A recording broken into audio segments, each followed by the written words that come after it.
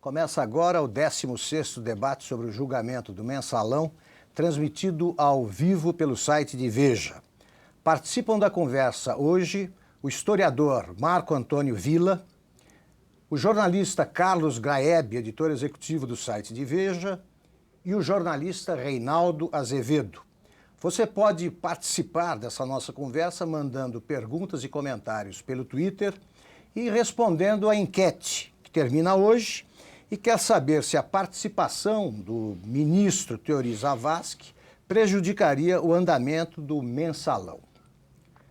Bom, como sempre, vamos começar ouvindo o nosso homem no STF, Gabriel Castro. Como é que foi o dia hoje, Gabriel? A sessão ainda está em andamento, se aproxima do final, mas já é possível fazer um balanço. Gabriel.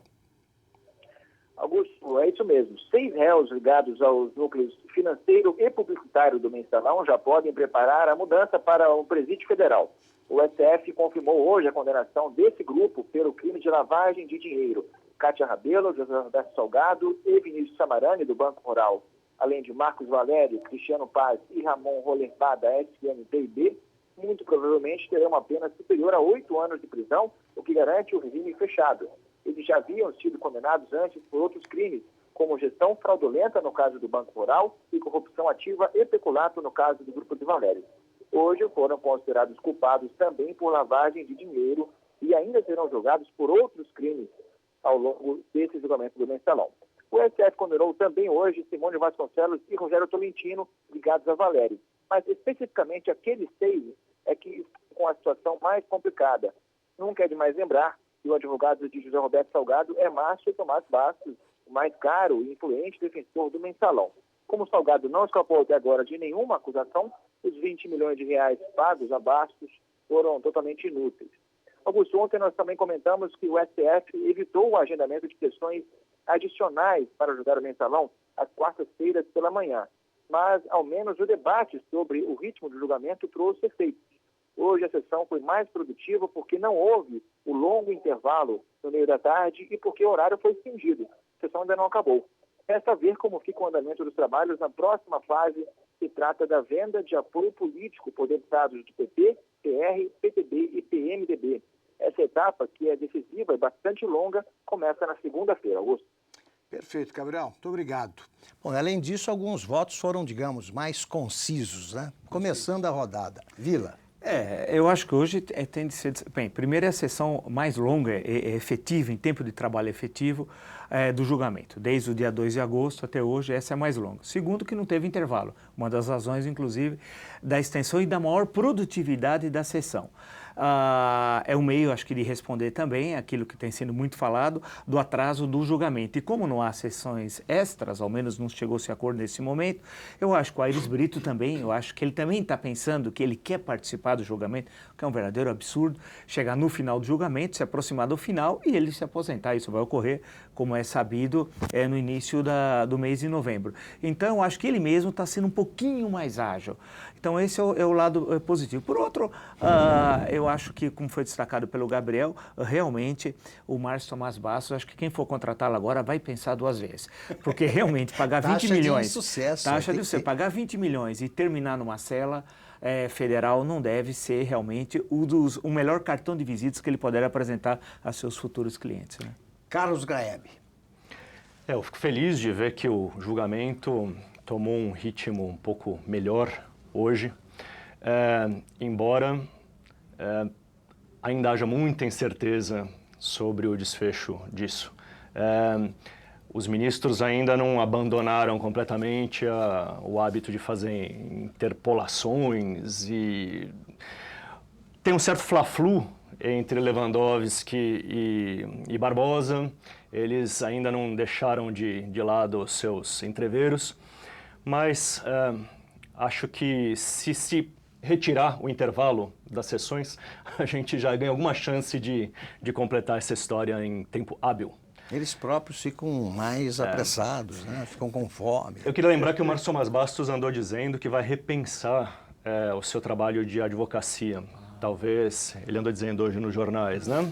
Talvez limitar um pouco, escolher melhor os Pode réus, se aposentar mais cedo. Se aposentar mais cedo, o que parece que bateu, né? Sem dúvida. Reinaldo. O Basso já havia dito que esse talvez fosse o seu último trabalho, né? Que pensava em se aposentar. Eu diria que não fosse assim, teria de ser, porque certamente sofre uma espécie de um downgrade. E não vai aqui nenhuma ironia. A questão é o seguinte: as teses esposadas pela defesa eram muito fracas, essa é a verdade, né? Era tal o conjunto de provas e de evidências dos crimes que, veja, o doutor Márcio não poderia realmente fazer milagre. O que ele foi muito mal não foi em tentar defender o cliente, porque isso é um direito da Constituição e tal. Ele foi muito mal em tentar caetituar votos fora do tribunal. É nisso que ele pisou na bola, feio. Um dos advogados mais importantes do país, ex-ministro da Justiça, até por isso não deveria ser advogado nesse caso, porque o mensalão estourou quando ele estava no Ministério da Justiça, né? Envolve o partido dele, ele é conselheiro do Lula, todo mundo sabe. Por isso, por todas essas razões, que estão fora até do trabalho próprio da defesa, ele não deveria estar lá. Então ele atuou mal quando atuou fora do tribunal, a defesa era difícil porque os crimes estão aí. Quanto ao andamento, os ministros se reuniram ali e o Aires Brito pediu informalmente que os senhores ministros tentem resolver um capítulo por semana, né? E hoje parece que se fez um esforço nesse sentido. Vamos encerrar esse capítulo. Eu noto que o ministro deveria transformar isso numa decisão, ele tem maioria para fazer isso, né? Olha, nós vamos ficar aqui, nem que a gente caia de fadiga, mas a gente vai terminar. Eu garanto que alguns votos seriam abreviados, né? Alguns votos seriam abreviados, porque aí os próprios colegas falam: meu amigo, vamos depressa, porque não temos que ficar aqui a noite toda. O Toffoli hoje foi o ministro que abusou um pouquinho da paciência dos colegas e do Brasil, né? Porque o voto dele demorou 1h30 para divergir do relator em apenas 2 casos, né? Ele divergiu do relator no caso da secretária Geisa e no caso do Rogério Tolentino. Para divergir em 2 votos, precisa ficar 1h30? Precisa, porque ele resolveu rever uma posição que ele tinha sobre a lavagem do dinheiro, uma questão de natureza intelectual, completamente fora do julgamento de hoje, uma questão extemporânea para os propósitos dali. E noto que quando o Aires Brito pediu para ele votar, ele disse: ministro, não daria para fazer um intervalozinho? Aí o ministro Aires Brito resistiu e disse: não, por favor, Vossa Excelência continue, porque Vossa Excelência tem o TSE daqui a pouco. Teve que lembrar qual era a agenda do próprio ministro, né? Perfeito. Eu acho que foi talvez tenha sido o melhor momento do Aires Brito como presidente até agora. Ele assume aquela postura meio assim transcendental. E você cobrou desde sempre um comando mais vigoroso. Porque é preciso um comando vigoroso. E eu creio que ele tem respaldo dos ministros mais antigos para impor certas regras. Então, eu acho que ele fez muito bem de falar: não vamos interromper agora. E é o que se espera do presidente, né? Que ele imprima um certo ritmo, né? Ele conta com a maioria para acelerar um pouco o processo dentro do devido processo legal. Agora, o Reinaldo lembrou bem esse negócio do Márcio Tomás Bassa. Ele participa de reuniões com o ex-presidente Lula. Constantes. E com o réu, José Dirceu, para discutir o pós-mensalão. Quer dizer, ele é o advogado-geral dos mensaleiros. E ele tentou, tá evidente. E ele tentou, Augusto, também pautar, nós várias vezes já comentamos isso aqui, todos, a pautar o julgamento, né? O que ele fez na sessão no dia 2 de agosto, que foi a primeira sessão, né? Com a questão de ordem, ele já... então, ao mesmo tempo que ele está lá no plenário, criando sempre dificuldades, colocando questões, ele fica fora com os jornalistas... No bastidor. Construindo versões, pressões, não vai dar para fazer isso, não, isso é impossível, César Peluso não vai votar, né? Vamos só lembrar, e todas as tentativas que ele tentou fazer, isso é curioso, ele foi mal no plenário e fora do plenário, ele não acertou uma tal. E desde o começo, né, Vila? Ele é a origem clara, objetiva, dessa história de que o tribunal estaria fazendo uma espécie de julgamento de exceção. Se ele não usou a palavra, ele sugeriu isso. Ele é o autor da tese também de que houve uma mudança da jurisprudência do tribunal no que diz respeito às provas. Não houve. Isso é absolutamente mentiroso do ponto de vista dos fatos. Isso não aconteceu. O tribunal está julgando como julga sempre. Mudou a perspectiva sobre ato de ofício. Falso também. O próprio Celso de Mello, que foi o mais citado pelos advogados de defesa, como disse Celso de Mello, o Celso de Mello teve que tomar a palavra e disse, olha aqui, eu nunca disse que é preciso ter um documento assinado para caracterizar ato de ofício. Eu disse que tem que ter perspectiva. Isso eu disse. Mas eu acho que daí eu queria fazer uma observação. Em 1994, quando se julgou a causa do Collor, Sim. Ficou, se não foi isso que o tribunal disse, ficou a impressão para toda a classe jurídica, Isso, ficou advogados, a impressão, juízes, etc., que o ato de ofício era um requisito para que houvesse condenação. Ato de ofício, entendendo, é o documento. Um né? documento, documento. O batom na cueca. Isso. Vai. O documento, a assinatura. Na camisa. Na camisa, vai. De maneira mais elegante, né? Menos mensaleira, vai. O fato é que, assim, existe uma espécie de consenso em torno disso. Então, talvez o tribunal não esteja mudando o que ele tinha dito lá atrás, mas ele está esclarecendo. E eu acho que esse julgamento está sendo muito importante, porque ele está esclarecendo a doutrina do tribunal sobre diversas coisas, sem as quais continuaria sendo impossível julgar crimes de colarinho branco, julgar crimes de corrupção no Brasil. Uma das questões é o ato de ofício. Todo o discurso dos juízes sobre o uso das provas indiciárias, quer dizer, mais uma vez, você pode formar sua convicção com base naquilo que os autos trazem, mesmo que não seja uma coisa totalmente concreta, mas você usa a sua razão para montar um caso. A tal da teoria do domínio do fato, que tem a ver com a pessoa... Se eu sou mandante de um crime, sou eu quem domino o resultado que eu quero obter, mesmo que eu use um mequetrefe para fazer aquilo. Essa é uma teoria que está em construção ainda no direito brasileiro. E sem ela, por causa do jeito que as nossas leis são, você não consegue punir crimes de corrupção. Isso vai nas duas pontas. Aliás, só para a gente vai continuar discutindo esse assunto, mas o que você disse na primeira parte aí das suas considerações nos remete à imagem do dia, que é o justiça seja feita. Marcos Valério, primeiro colarinho branco condenado pelo Supremo, já condenado. Pelo Twitter, os nossos leitores estão comentando a seguinte observação. Você acredita, estão respondendo a seguinte pergunta. Você acredita que Marcos Valério tenha segredos a contar sobre o mensalão? Dois exemplos aqui. Agnello Marsari diz, olha, tenho certeza de que o grande segredo é a participação do ex-presidente Lula no escândalo do mensalão. E Antônio Perruso diz, acho que sim. Qualquer grupo, qualquer bando, lícito ou não, se desfaz quando um dos seus membros é traído e falcatruas são reveladas. Então ele faz a seguinte observação, estão jogando tudo em cima dele e ele vai contar mais coisas que sabe. Tomara que sim. Olha, veja, o que ele tem de informação, e esse está na cadeia, ele e os sócios dele não escapam da cadeia de jeito nenhum. Né?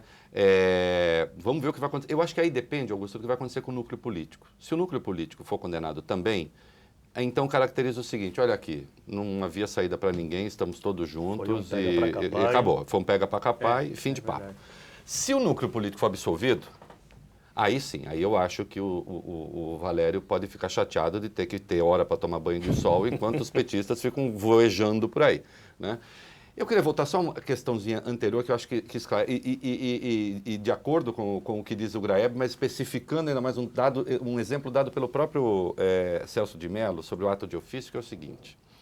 Se eu sou escrivão de polícia e tomo dinheiro de um sujeito que é preso para não abrir um inquérito contra ele, eu posso ter cometido um crime, mas corrupção passiva não foi, porque não é do meu ofício de escrivão abrir inquérito ou não. Perfeito. Então, não está caracterizado ato de ofício. Você entende? Que foi no caso do Collor. Chegaram à conclusão de que não cabia ao Collor autorizar ou não autorizar o PC a fazer determinada coisa. Por isso, ele ficou fora. Né? Neste caso aqui, e o Celso de Mello lembrou muito bem, nós estamos condenando sempre que coube a determinada autoridade autorizar, ainda que não por papel escrito, uma determinada prática. Sempre que estava na esfera das atribuições dele. Então, o seu João Paulo, cabia o seu João Paulo decidir ou não decidir contratar a empresa do Valério? Cabia. Era ele que decidia, sim. Né? Ah, mas assinou depois, porque não sei o quê. Era um ato próprio, ele tinha que... Era próprio da função dele. Sim, era próprio da função dele, mas ele foi beneficiário desse contrato irregular. Né? Mas, então, aliás, eu sou informado, acabo de ser informado pela direção do programa de que, seguindo o bom exemplo do Supremo, também aqui não haverá intervalo. Excelente. Eu queria só acrescentar uma questão em relação a 94, que é o seguinte, eu acho que concordo com tudo isso, mas eu acho que a atuação do Ministério Público agora foi muito, N vezes melhor do que em mais 94. competente. Eu acho que aí as provas, Perfeito. porque há um problema também, o ministro não pode decidir Sim. quando os autos do processo não são suficientes para a condenação. Então você não vai inventar provas e tal. Eu acho que essa atuação, e o Ministério Público tinha nascido, na verdade, com a sua independência em 88, há muito pouco tempo, cerca de 6 anos e tal. Agora não, o Ministério Público já tem uma longa vida. Então, e essas mais de 50 mil páginas e os mais 200 volumes, etc., tal, tudo isso do processo, poderia parecer um excesso a princípio, mas não. Né? Tanto que no início apareceu, lembra que uma das imagens do dia era uma vez que nós mostramos o carrinho, né, carregando, aquilo lá, ao invés de ser ruim, é bom, até o momento é bom, porque deu um volume de provas que é muito difícil alguém inocentar de certos crimes. Aliás, para encerrar o capítulo Marcos Valério, hoje, né, e depois a gente vai ver, já passaremos a frase do dia, eu vou ler aqui um trecho da denúncia do procurador-geral Roberto Gurgel, sobre o Marcos Valério. Aspas, de mero financiador do projeto ilícito de José Dirceu, Valério tornou-se personagem influente, com poder até para negociar a formação da base aliada do governo, tornando-se homem de confiança de Dirceu. É o que vai aparecer agora, a partir da sessão de segunda-feira. Mas vamos ver a frase do dia. É sobre Geisa Dias, né? Massacrada pelos defensores. O advogado chamou de mequetrefe. Depois do outro dia... até de Baranga, pensou de chamar de Baranga e disse que Baranga achou um pouco forte. Agora o ministro Dias Toffoli diz o seguinte para absolvê-la. Geisa Dias era a frentista que colocava o combustível no posto de gasolina sem ter a menor ideia do que estava adulterado. Quer dizer, talvez ela preferisse ser condenada com elogios. O que vocês acharam da frase e do desempenho do Dias Toffoli, que o Reinaldo começou a comentar? Rapidamente, a questão do Dias Toffoli, eu fiquei assistindo por ele, pela longa exposição que ele fez. Ele devia aprender lições, por exemplo, com a Carmen Lúcia, que sempre faz votos brevíssimos, muito bem sustentados, outra vez, organizado. E o Dias Toffoli, realmente, ele tem uma linguagem, se outros têm, ele tem uma linguagem excessivamente jurídica, aquele jurídico chato, tal. O Dias Toffoli, em alguns momentos, lembra uma conversa meio de botequim e tal. Tem uma informalidade meio esquisita. Esquisita, né? excessiva, parece uma coisa meio nas quebradas assim, do mundaréu e tal. Não é uma coisa adequada para aquele local e para um julgamento mais importante da história do Supremo e que o Brasil inteiro está assistindo. Tem gente, inclusive, que diz que atrasa o seu compromisso para ficar assistindo com o julgamento. Então, hoje, ele foi muito mal. Ele quis ser uma espécie de Lewandowski 2. Né? Já que o Lewandowski já tinha falado o suficiente, agora eu vou fazer o papel. Mas ele fez muito mal o papel. Porque, ele se reveza. Porque o Lewandowski tem todos os defeitos do mundo, muitos nós destacamos aqui e tal, porém, alguns dos votos, eles têm consistência, tal, né? Ele apresenta uma certa consistência. Erra nas citações, é primário, tal, nas citações de folhinha, tal, que ele faz, mas tem mais consistência do que o Dias Toffoli. Inclusive, o pior até agora, se a gente fosse fazer um balanço dos 11, que são 10 agora, desses ministros, e eu acho que qualquer um, não sou um profissional da área de direito, mas certamente o Dias Toffoli. Ele hoje fez uma coisa engraçada, porque ele tentou, né, como eu disse, rever a sua própria posição, como se isso fosse do interesse nacional, e como diz um autor, ele deixou entrever a suspeita de alguma coisa sublime, mas que não aconteceu. Ninguém entendeu direito de que diabos ele estava falando. Eu sei que eu vi o ministro Celso de Mello passar uma carraspana nele por uma leitura errada que ele fez de uma determinada lei. Depois ele atribuiu à ministra Rosa Weber um voto com uma fundamentação que não era a fundamentação do voto da Rosa Weber. Ele estava um pouco atrapalhado e me pareceu... de novo, é a velha história, né? Eu não sou juiz do ministro Toffoli, não sou juiz da consciência dele. Eu sou um católico que acredita que o fundo das consciências a Deus pertence. Agora, eu sou juiz dos fatos. Aí sim.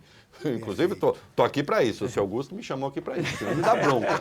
É para falar dos fatos. É para falar a E verdade. para falar dos fatos, é claro que a atuação dele só serviu para atrasar o julgamento. Os ministros estão lá até agora, provavelmente quando a gente está falando aqui, estamos competindo com eles. Porque o seu Toffoli demorou 1h30. É verdade. 1h30 para, verdade. atenção, Tá descarado, concordar né, em Roberto? 8 votos e divergir em apenas 2. E nunca ele divergiu, no caso da Geisa, secretária, e no outro que ele divergiu, que é do Rogério Tolentino, aderiu a uma tese de um ridículo do seu Lewandowski, da qual o Luiz Fux fez picadinho, mas assim, talvez tenha sido o momento mais humilhante dos votos do Lewandowski, que foi o Luiz Fux destruiu o voto dele, no caso do Rogério Tolentino, que a gente pode falar daqui a pouco. Não, podemos falar já. Bom, Podemos falar Posso já. só observar uma Por coisa favor. sobre a frase do dia? Eu achei engraçado também o jeito que o Lewandowski também se referiu à Geisa. Porque ele enchia a boca para falar, era uma subalterna. aliás, a parecia imagem que da frentista ganhava um originalmente salário é de dele. fome. A imagem da frentista originalmente é do Lewandowski. parecia haver É um do certo Lewandowski. desprazer de ter que tratar daquela pessoa em meio a tantos luminares. Né? O negócio... olha, Tolentino, vamos lá. O Tolentino é o seguinte, quem é o Tolentino? Até o porque Tolentino se aproxima a Isso. hora dos que políticos. foi condenado hoje. O Rogério Tolentino é advogado do Marcos Valério e, atenção, sócio sim em um empreendimento aí. Não é sócio na SMPIB, não é sócio na DNA, mas é sócio numa outra empresa porque o Marcos Valério é uma incubadora de grandes negócios, né? O que o Rogério Tolentino fez? Foi assim. O seu Pisolato passou dinheiro do Banco do Brasil para a agência do Valério. Peculato. O tribunal disse peculato. Peculado. Muito bem. O seu Tolentino, a agência do Valério foi e comprou títulos do BMG. 10 milhões em títulos do BMG. Portanto, dinheiro do Banco do Brasil passa para o Valério e vai para o BMG. O seu Tolentino chega lá e pega de empréstimo no BMG quanto? 10 milhões. Quem é a empresa garantidora deste empréstimo? Aquela mesma que tinha comprado os CDBs do BMG. Ele pega esses 10 milhões e faz o quê? Faz aquilo que o Dirceu já disse que não faz nem para a mãe dele numa entrevista. Deu 3 cheques em branco para a Simone Vasconcelos. A Simone Vasconcelos pegou o cheque, mandou para a Bônus Banval, que é a corretora, e a Bônus Banval mandou para os mensaleiros do PP. Se isto não caracteriza, como disseram todos os ministros, exceção feita ao Lewandowski e ao Toffoli, lavagem de dinheiro, o que é lavagem de dinheiro? Aí o seu Lewandowski e o Toffoli têm a seguinte tese, mas não está provada a relação dele com a agência, porque ele não era dono da agência. Bom, mas não precisa. Não precisa dessa prova.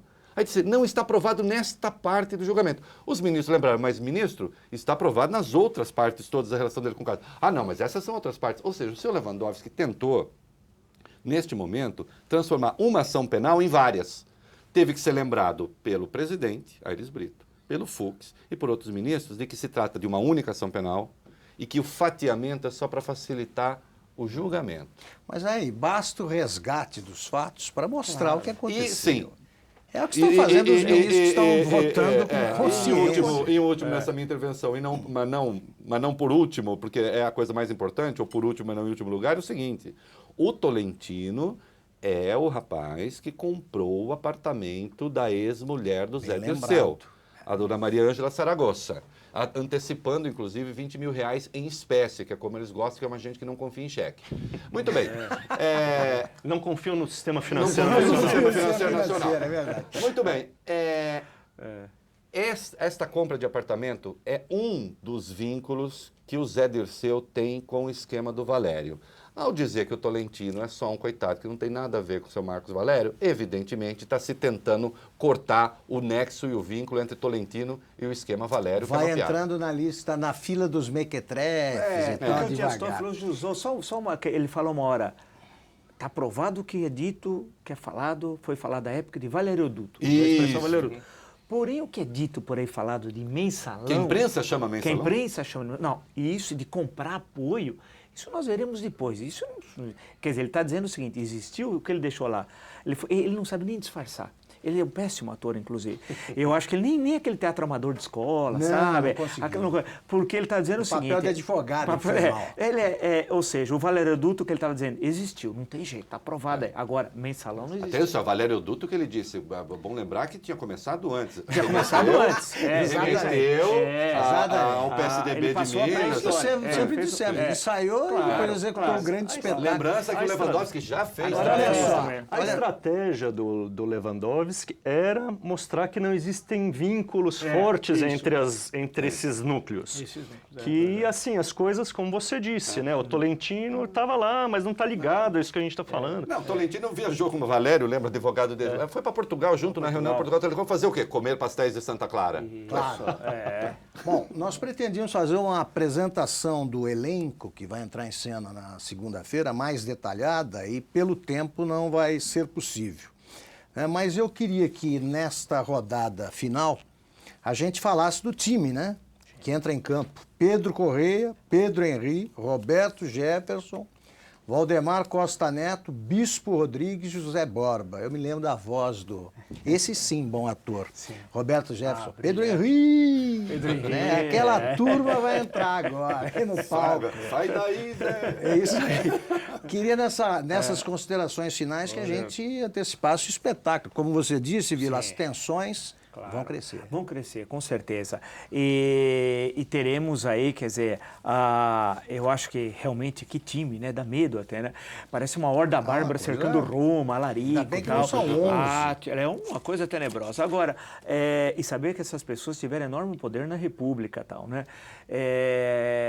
Tanto que o Lula até assinava cheque em branco tal para o Roberto Jefferson, né? Ele tinha plena segunda confiança. falaremos em detalhes. Em detalhes. Agora, eu acho que aí que a questão vai ser colocada, inclusive o que foi destacado anteriormente, tanto pelo Gabriel como pelo Reinaldo, a questão da relação entre o núcleo financeiro e o núcleo publicitário lá operacional e o núcleo político.